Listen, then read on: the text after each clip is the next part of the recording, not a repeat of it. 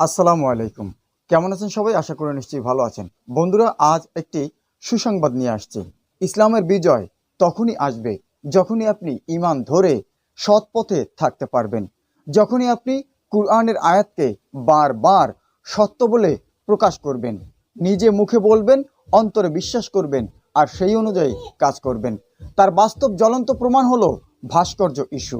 বঙ্গবন্ধুর ভাস্কর্য ইস্যু নিয়ে এবার খোদ প্রধানমন্ত্রীর দপ্তরেই আলেমদেরকে নিয়ে বসার জন্য এর একটা বিকল্প পন্থা বের করার জন্য প্রধানমন্ত্রীর দপ্তর থেকে জানানো হয়েছে।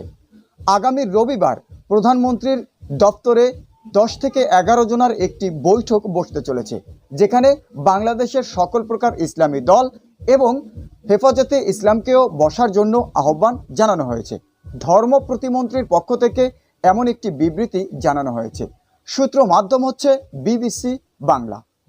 সেখানে আরও বলা হয়েছে যে বাংলাদেশের চলমান এই ভাস্কর্য ইস্যু নিয়ে ব্যাপক তর্ক বিতর্ক আলোচনা এবং সমালোচনার জেরে বঙ্গবন্ধুর সম্মানহানি হচ্ছে, যার কারণে সরকার এর একটি সঠিক পথ বের করতে চান। এজন্য সকল প্রকার ইসলামী দলের সাথে বসে তারা এর একটা সঠিক সিদ্ধান্তে পৌঁছতে চান, আসলে ভাস্কর্য নির্মাণ হবে কি না। তবে ধর্ম প্রতিমন্ত্রী ইসলামপন্থী দল বুঝিয়েছেন, তাহলে তারা কি ইসলামপন্থী নয়? এরকমও অনেকে বিবিসির সেই নিউজে কমেন্ট করেছেন। সেটা আমাদের জানার বিষয় নয়, তবে কুরআনে যেটা আছে সেটা যদি সরকার মেনে নেয় তাহলে আলহামদুলিল্লাহ।